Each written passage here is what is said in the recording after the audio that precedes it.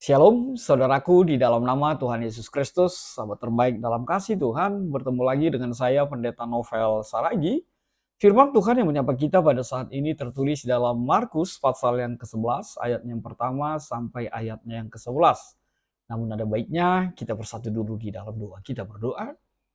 Bapa di dalam sorga, terima kasih Tuhan buat kasih setiamu, anugerahmu yang tercurah atas setiap kami. Terima kasih Tuhan buat dimensi waktu yang indah ini. Terima kasih Tuhan juga buat kerinduan dengaran akan firman-Mu.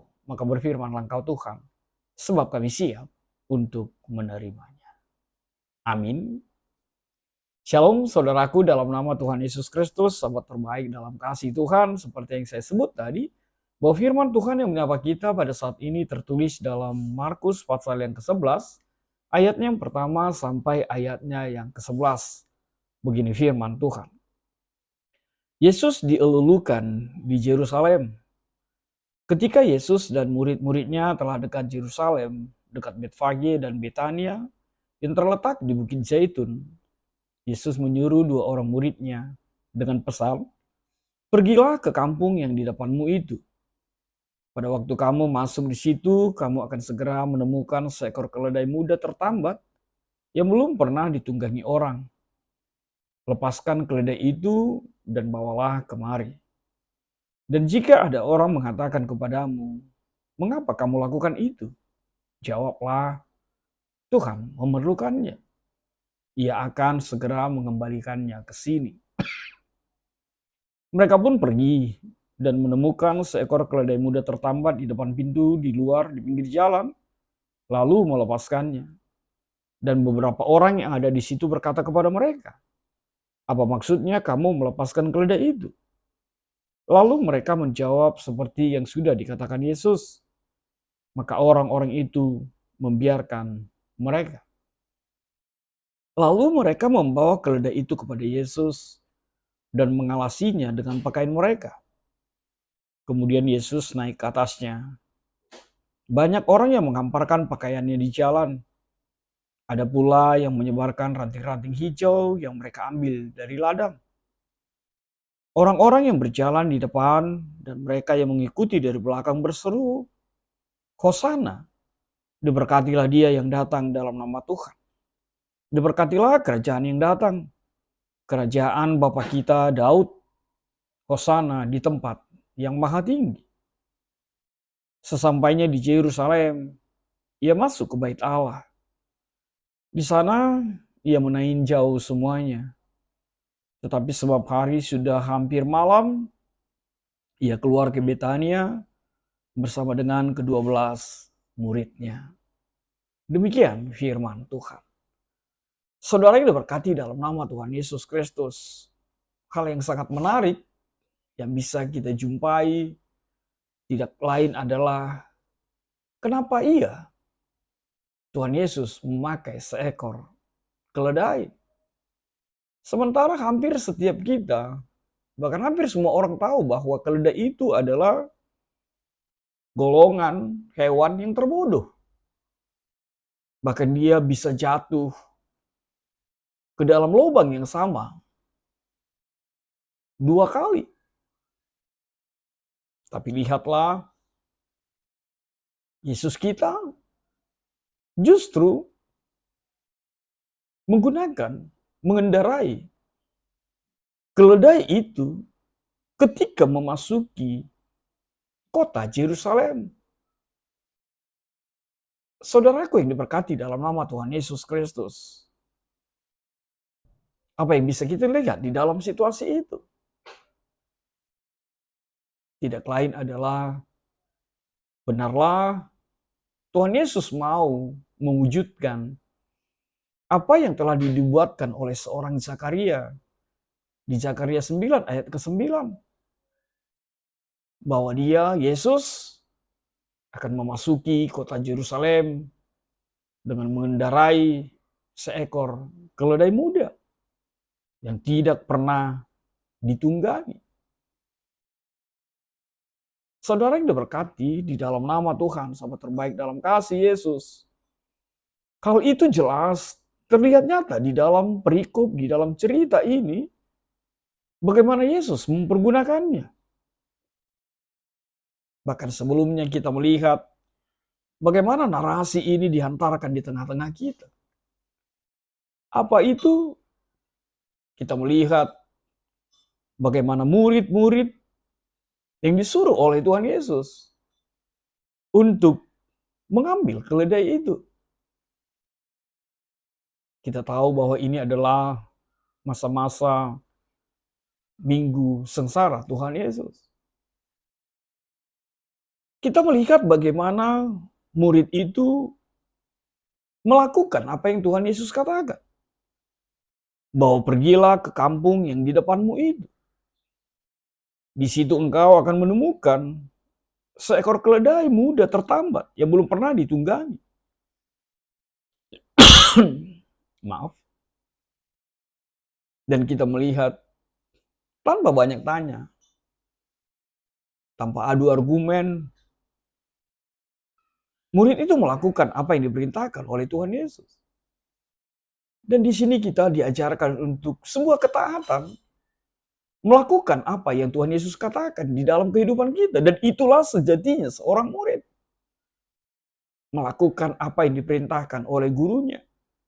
Melakukan apa yang dikatakan oleh Tuhannya. Dan di sanalah kualitas murid terlihat nyata. Ada kepatuhan dan ketaatan, bahkan tidak hadir di dalam sebuah perdebatan. Di mana, untuk apa, bla bla bla bla bla bla dan lain sebagainya. Tapi mereka pergi dan melakukan apa yang Tuhan Yesus katakan bagi mereka. Dan benar saja ada keledai di sana. Saudaraku, di dalam nama Tuhan Yesus Kristus. Menarik sekali ketika Tuhan Yesus mengatakan kalau ada yang bertanya, katakanlah Tuhan memerlukannya. Ia akan segera mengembalikannya ke sini. Saya mau garis bawahi, Tuhan memerlukannya. Saudaraku, sahabat terbaik dalam kasih Tuhan, bukankah hal itu menjadi begitu berarti dalam kehidupan kita? Sebab Tuhan Yesus mengatakan, Tuhan memerlukannya. Apa yang membuat kalimat itu menjadi luar biasa? Ternyata, keledai yang bodoh itu pun, keledai yang tidak dianggap itu pun, diperlukan, dibutuhkan oleh Tuhan.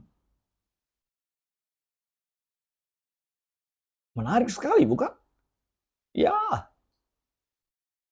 kalau keledai bodoh, kalau binatang hewan yang tidak dianggap pun, Tuhan memerlukannya, Tuhan membutuhkannya. Mari lihatlah ke dalam diri setiap kita. Engkau merasa kerdil, engkau merasa kecil, engkau merasa tidak dianggap, engkau merasa bodoh, engkau merasa miskin, susah dalam hidupmu. Lihatlah, keledai saja Tuhan pakai.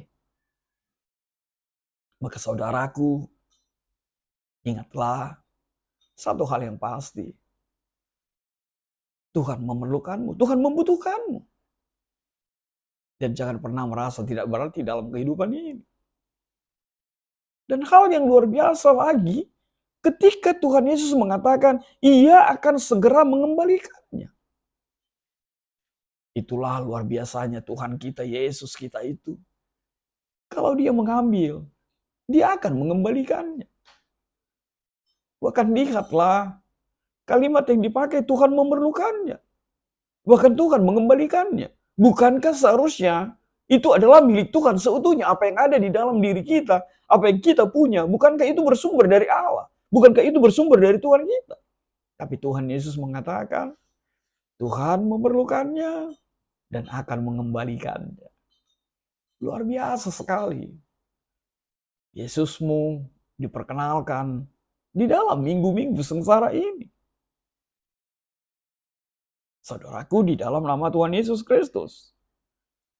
Lalu murid itu membawa keledai itu dan mengalasinya dengan pakaian mereka. Bahkan banyak orang yang menghamparkan pakaiannya di jalan dan menyebarkan ranting-ranting hijau yang mereka ambil dari ladang. Orang-orang yang berjalan di depan dan mereka yang mengikuti dari belakang berseru, Hosana, diberkatilah dia yang datang dalam nama Tuhan, diberkatilah kerajaan yang datang. Ternyata pada saat itu, orang-orang sangat merindukan kehadiran seorang raja.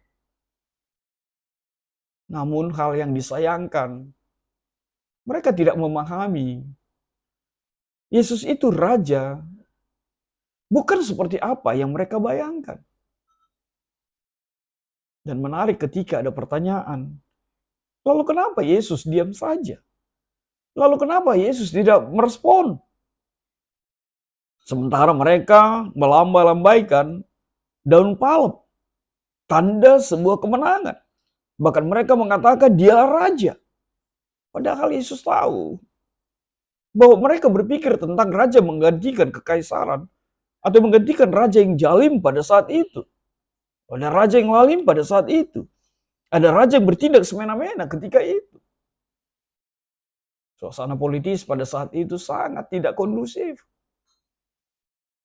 Dan arti diam Tuhan Yesus jelaslah ingin mengartikan bahwa Tuhan Yesus bukan berbicara tentang raja di dunia ini. Tapi Yesusmu, Yesus kita adalah raja yang akan memerintah di dalam seluruh aspek kehidupan kita. Bahkan di sorga nyata nanti. Tuhan Yesus bukan bicara tentang kerajaan dunia. Tapi Tuhan Yesus hadir memerintah kerajaan Allah, kerajaan sorga. Dan dialah raja yang seutuhnya. Tidak seperti apa yang diungkapkan oleh orang-orang pada saat itu yang mungkin terpesona. Karena mereka melihat bagaimana mujizat, bagaimana perbuatan Tuhan Yesus, kepedulian, empati Tuhan Yesus ketika itu.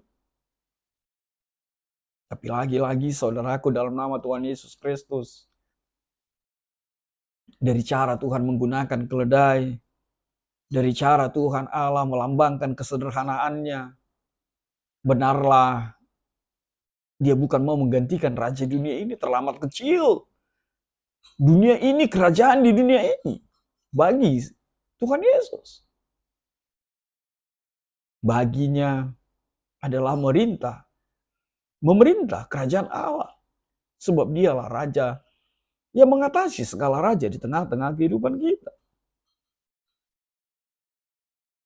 Saudaraku di dalam nama Tuhan Yesus Kristus. Kalaupun saat ini kita dihadirkan dengan Minggu Palmarum, merayakan kemenangan, sebab pada Yesuslah kemenangan sejatinya. Dan teriakan orang-orang pada saat itu adalah bukti bahwa Yesuslah pemenang dan pemilik kerajaan yang seutuhnya. Kerajaan kekal yang tidak mungkin dan tidak akan pernah berakhir di dalam kehidupan orang percaya. Saudaraku dalam nama Tuhan Yesus Kristus, lalu apa yang bisa kita petik menjadi refleksi untuk khotbah kita pada saat ini? Hal yang pertama, kenallah Tuhan Yesus dengan utuh dan pahamilah makna hadirnya di dunia ini. Tidak lain hanya untuk keselamatanmu, keselamatan kita semua. Yang kedua, Tuhan memerlukan dan mengembalikannya. Maka apapun yang Tuhan perlukan di dalam hidupmu, berikanlah. Sebab janji Tuhan akan mengembalikannya, dan percayalah, ketika Tuhan mengambil, ketika Tuhan memerlukan, maka Dia akan mengembalikan bahkan lebih dari apa yang pernah engkau bayangkan. Tuhan memerlukan waktumu, Tuhan memerlukan sesuatu yang ada di dalam dirimu, Tuhan memerlukan hidupmu seutuhnya, berikanlah. Dan bersukacitalah ketika Tuhan memerlukanmu. Lalu apa yang ketiga? Hosana di tempat yang maha tinggi, diberkatilah yang datang di dalam nama Tuhan. Itu menjadi tema kita, kekuatan kita pada saat ini. Maka biarlah setiap kita datang dan hadir dalam nama Tuhan. Sehingga hidup kita adalah gambaran hadirnya Tuhan. Yang terakhir, Minggu Palmarum, itu adalah lambang kemenangan. Bunga palma, itu adalah lambang kemenangan. Bersorak-soraklah memiliki Tuhan yang rela disiksa, dihina, bahkan disalibkan. Untuk kemenangan, bahkan untuk keselamatan yang sejati, yang kekal di dalam kehidupan kita. Amin. Kita bersatu dalam doa. Terima kasih Tuhan buat firman-Mu. Biarlah firman-Mu menjadi kuat setiap kami. Dan kami dimenangkan oleh kuat kuasa Tuhan dalam kehidupan kami. Sebab kami punya Raja kemenangan itu. Dari Yesus Tuhan yang kami sembah, kami puji dalam kehidupan kami. Dalam kasih-Mu Tuhan Yesus, menyahkanlah virus-virus ini. Amin.